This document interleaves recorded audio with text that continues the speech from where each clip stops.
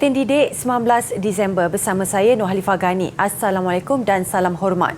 Perdana Menteri Datuk Seri Ismail Sabri Yaakob meminta Jabatan Kebajikan Masyarakat JKM supaya memastikan setiap mangsa banjir menerima kemudahan dan bantuan yang sepatutnya.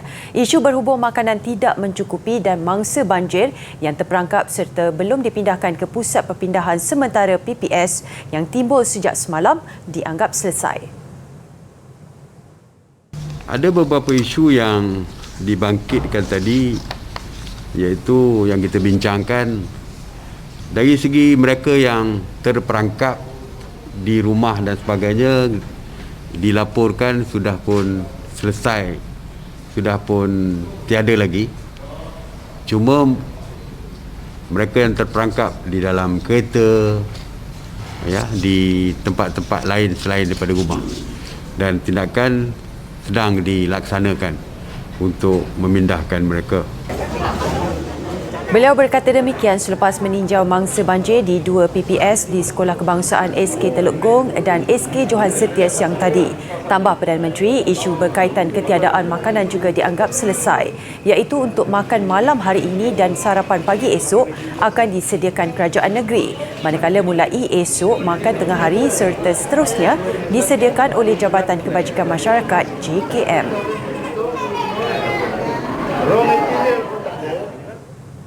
...14,716 mangsa banjir dipindahkan di negeri Selangor. Data yang dikongsikan Unit Pengurusan Bencana Negeri Selangor, mangsa banjir itu membabitkan penduduk di 6 daerah. Kesemua mangsa ditempatkan di 103 pusat pemindahan sementara PPS iaitu Kelang, Petaling, Kuala Langat, Sepang, Kuala Selangor. Kelang terus merekodkan mangsa banjir tertinggi dengan 10,216 orang yang ditempatkan di 43 PPS. Diikuti Petaling dengan 2,853 orang dan 821 orang di 15 PPS daerah Kuala Langat. Hujan luar biasa sejak pagi Jumaat lalu berterusan, ditambah dengan kejadian air pasang menyebabkan beberapa kawasan di Selangor dilanda banjir teruk.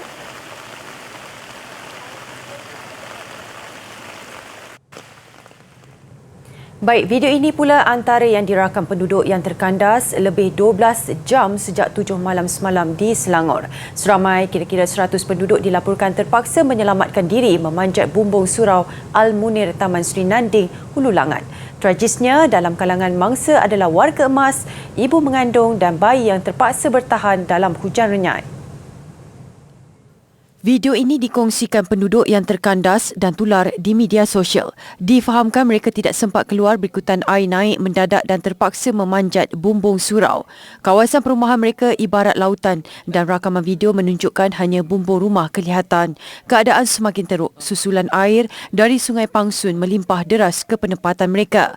Bagaimanapun pengerusi Majlis Pengurusan Komuniti Kampung Dusun Nanding Muhammad Yusof Abdul Manan mengesahkan operasi menyelamat mangsa oleh Jabatan Bomba dan Penyelamat serta Pertahanan Awam sudah dijalankan bermula jam 9 pagi tadi.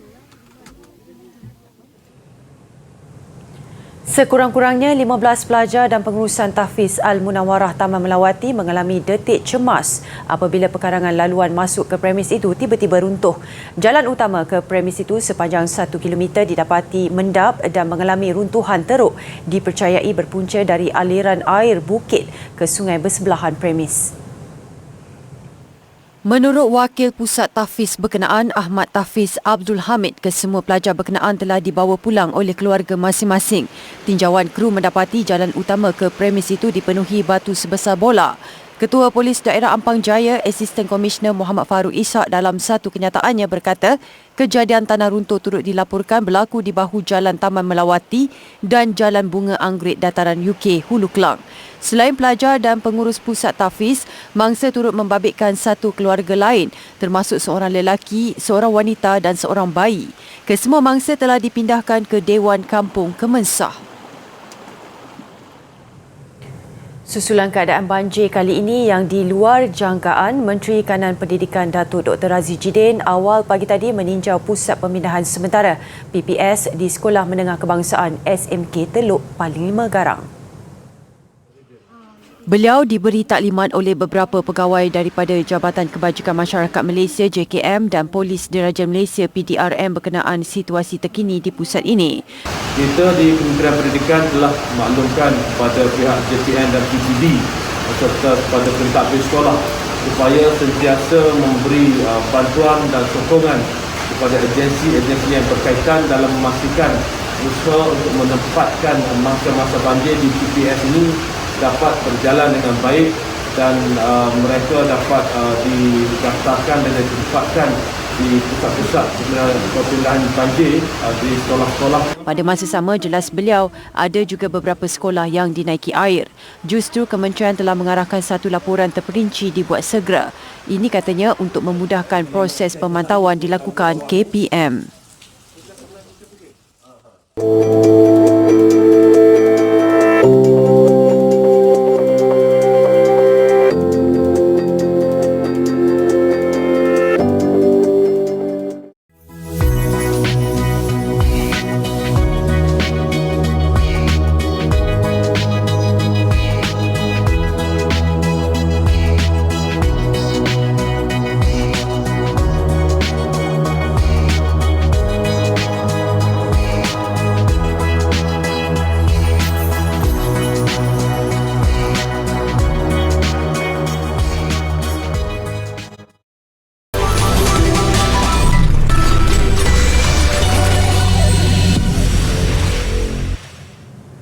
Bagi memenuhi keperluan dan menyediakan persekitaran yang bersesuaian kepada pelajar pintar, Pusat Genius at Pintar Negara di bawah Universiti Kebangsaan Malaysia, UKM menganjurkan program perkhemahan cuti sekolah bermula 12 hingga 23 Disember.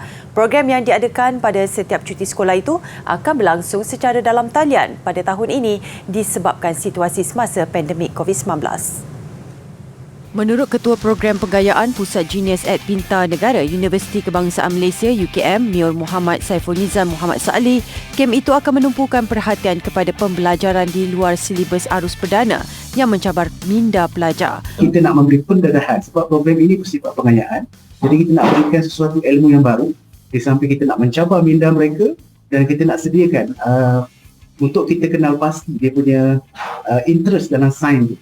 Sebab akhirnya nanti pelajar-pelajar yang berada di PPCS ni akhirnya nanti akan ditawarkan memasuki Kolej Jenis Pintar Negara di UKM ataupun di kampus Melawar. Tambahnya, seramai 607 orang calon telah ditawarkan sebanyak 33 kursus melalui program tersebut pada kali ini. Selain itu, pelajar turut dibekalkan kit permulaan pendidikan sebelum program berkenaan dijalankan lagi. Ia bagi membolehkan mereka merasai pengalaman seperti mana program dijalankan secara fizikal. Dalam pada itu, Pusat Genius at Pintar Negara juga bekerjasama dengan pihak sekolah untuk menjalankan tinjauan awal khususnya melibatkan pelajar dari golongan berpendapatan rendah B40.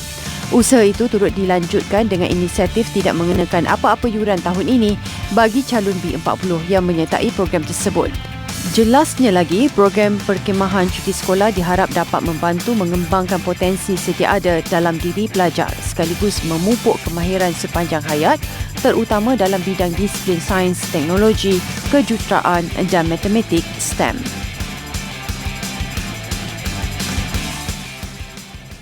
Memilih untuk menyolek ibu sendiri membuatkan satu-satunya peserta tunggal lelaki dalam cabaran bersolek sempena Karnival Genius Remaja di Ibu Negara siang tadi menjadi tumpuan ramai. Adam Danish Azlan, 14 tahun bersama 9 lagi peserta cuba menampilkan kemampuan diri pada cabaran yang berlangsung di Pusat Komuniti Genius Remaja PPR Pantai Ria sempena musim cuti sekolah. Jelas Adam penyertaan dalam cabaran solekan itu untuk menguji bakatnya yang hanya dipraktikan di rumah. Seni itu juga hanya dipelajari daripada ibunya sebelum ini. Sebab dia berseni. Lagi makeup ni macam lukisan. Pertandingan yang terbuka kepada remaja berusia 11 hingga 19 tahun itu mencabar peserta untuk menghasilkan solekan dalam tempoh 2 jam. Bagi pemenang pertandingan Nur Syamira Syamsuddin, 17 tahun, cabaran terbabit memberinya inspirasi untuk mendalami kemahiran bersolek. Ia berikutan sebelum ini dia hanya mengasah bakatnya dengan menyolek rakan karib. Kawan-kawan baik lah macam tu. Kadang praktis muka sendiri. Sebab kadang muka orang dengan muka kita lain kan. So kadang-kadang kawan, kadang diri sendiri. Menurut penyelia pertandingan Nur Azhar Mat Aziz, aktiviti terbabit bertujuan mencukir bakat dalam kalangan remaja. So kita dapat yang mana daripada penyertaan ni kita dapat sedikit melihat bakat-bakat baru yang boleh kita ketengahkan di masa hadapan lah. Yang mana jenis remaja memberi ruang dan peluang untuk mereka berkarya di masa hadapan. Selain itu, pertandingan ini juga bertujuan menarik minat remaja untuk menyertai program kemahiran Genius Remaja. Antara aktiviti lain yang diadakan dalam karnival yang berlangsung selama 3 hari itu adalah kejohanan PUBG dan pertandingan dekorasi kek. Seorang guru Kolej Tunku Kursiah masih tidak menyangka dapat menerima hadiah sebuah kereta daripada bekas anak muridnya. Sesuai dengan sifatnya yang suka merendah diri, Cikgu Ahmad Bidin menganggap murid-muridnya paling istimewa kerana sanggup memberikan sebuah kereta baru. Hadiah ini diberikan kepada Cikgu Ahmad ketika sambutan hari terakhir beliau sebagai guru di Kolej Tunku Kursiah pada 12 Disember lalu. Ia juga bermakna sudah 35 tahun Cikgu Ahmad menabur bakti di kolej berkenaan sebagai guru matematik dan matematik tambahan. Hadiah ini diberikan oleh bekas pelajar kolej berkenaan bermula daripada kumpulan pertamanya pada tahun 1980. Mungkin mereka itu yang istimewa, bukannya saya, sebab kami guru di sekolah itu secara umumnya dalam 70-60 orang. Jadi saya akan kata mungkin pelajar itu sebenarnya yang istimewa, kerana mereka istimewa kerana pertama mereka bekerjasama mencarikan sesuatu yang kita kata sangat berharga untuk diberikan kepada seorang guru. Saya hanya bernasib baik kerana kebetulan saya direzekikan dengan pemberian. Meskipun beliau mempunyai kenderaan sendiri, Cikgu Ahmad amat menghargai pemberian anak muridnya ini. Sepanjang kerjaya beliau, Cikgu Ahmad pernah menerima anugerah perkhidmatan cemerlang sebanyak 3 kali, iaitu pada tahun 1993, 2007 dan 2015.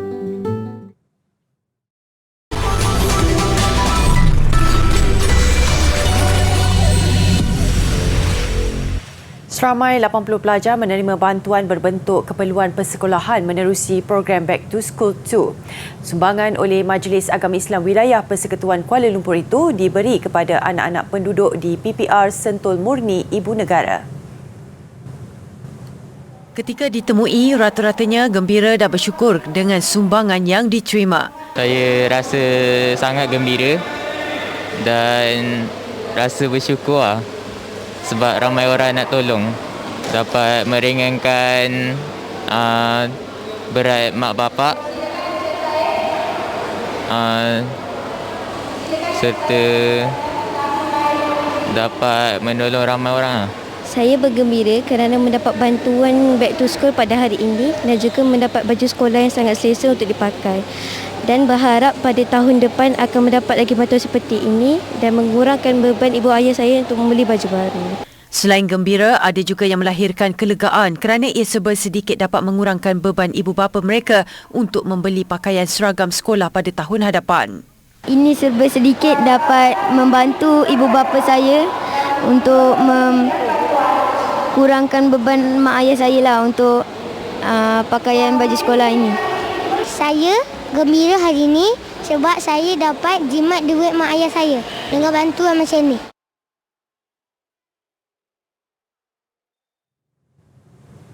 Tujuh kanak-kanak lelaki menyertai program Khatan Perdana Institut Latihan Kementerian Kesihatan Sultan Azlan Shah Ulu Kinta di Tambun, Perak.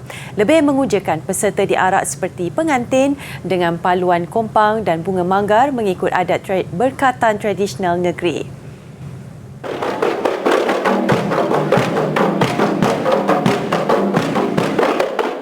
Pengarah ILKKM Sultan Azlan Shah Rokiah Tukiman berkata, lebih 10 pelatih pembantu perubatan terlibat menjadi mudim dalam program berkenaan.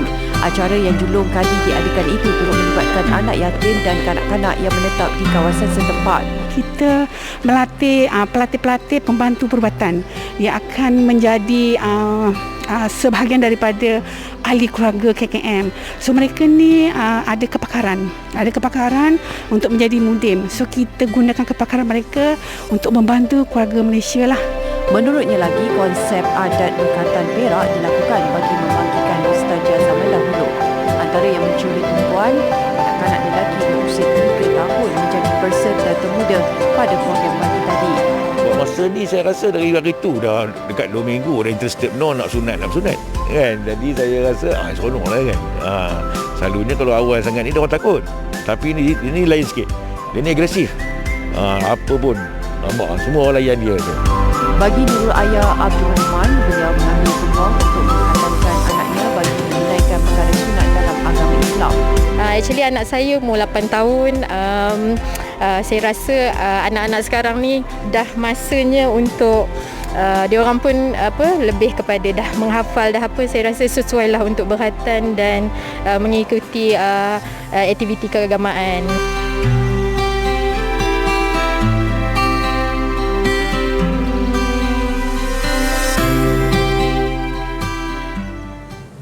Sarawak terkenal dengan pelbagai jenis masakan istimewa yang unik. Antaranya kuih takir atau sampan yang menjadi kegemaran masyarakat Melayu di negeri itu. Menurut pembuatnya, Jamilah Umar, tepung beras, gula apung, santan dan garam antara bahan penting untuk membuat kuih takir. Menetap di Kampung Bunge, Debak di Betong, ibu tunggal kepada 5 anak ini berpengalaman selama 30 tahun membuat kuih tradisional Melayu, termasuklah kuih takir. Proses membuat kuih takir bermula dengan mencampurkan tepung beras, garam dan sedikit pewarna ke dalam perahan santan dan kacau sehingga sebati. Campuran ini kemudian dimasak di atas api yang perlahan. Adunan dikacau berterusan sehingga likat.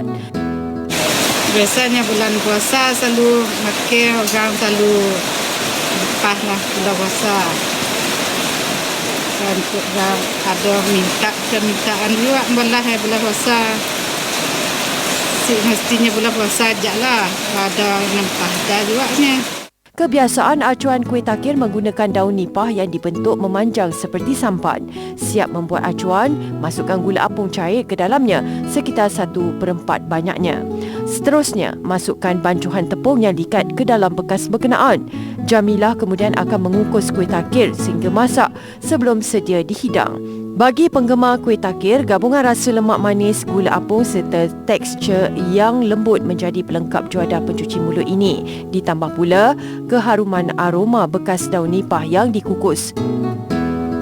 Kami dia kecil-kecil selalu suka dia olah mak mai kuih macam tu. Suka akan kuih tu. Hampir kat tua tu lah Suka akan kuih tu. Sebabnya manis, lemak. Untuk lebih serasi, kuih takir sesuai dinikmati bersama secawan teh atau kopi panas.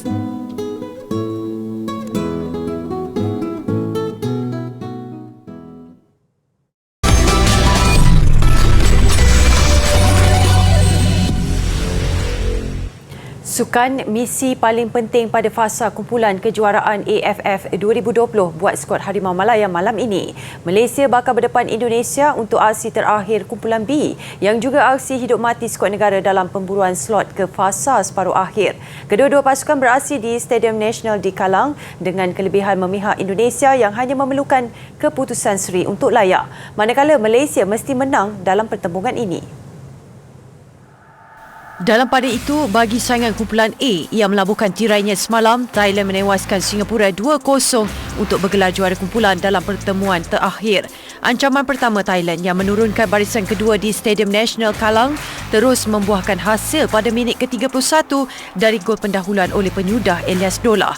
Singapura menutup babak separuh masa dengan ketinggalan 2 gol apabila giliran Supachai Chaidet mencatat nama selaku penjaring gol kedua. Gajah Perang terus menangkis kebangkitan lawan, memaksa skuad Singa akur dengan kekalahan menyebabkan mereka mengiringi Thailand ke fasa separuh akhir dengan gelaran naib juara dan menanti juara kumpulan B.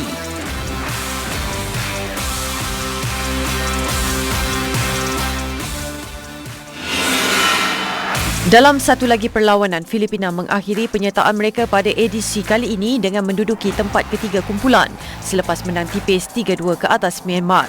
Penyerang Bevenedo Maranon ternyata menemui rentaknya di Stadium Bishan dengan melengkapkan hat-trick menerusi jaringan minit ke-16, 19 dan 45 perlawanan untuk meletakkan Filipina selesa mendahului 3-0 pada separuh masa. Namun Myanmar tampil mencemaskan mereka selepas Tepio Y mengurangkan defisit jaringan Myanmar minit ke-74.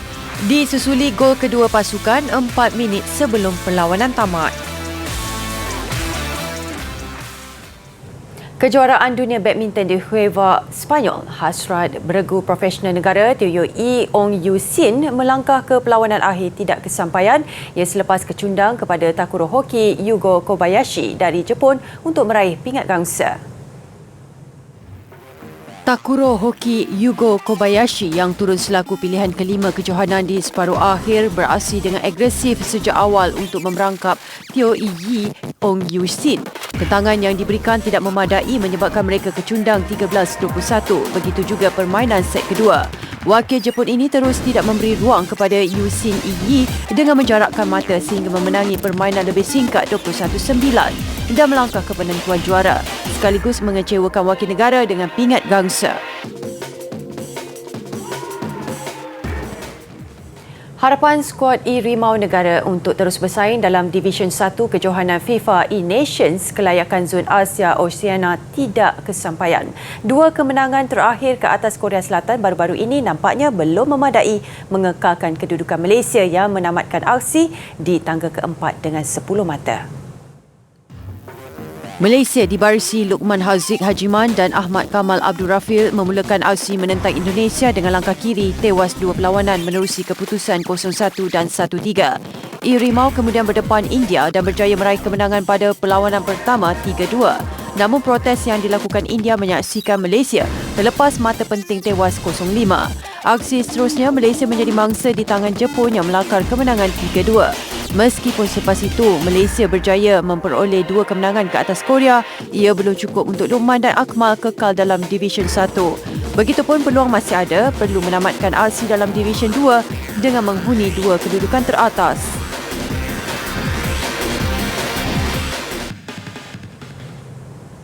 Visual gaya bebas Fabio Witmer di kawasan bersalji mengakhiri buletin didik malam ini. Saya Nur Alifah Ghani, salam hormat dan Assalamualaikum.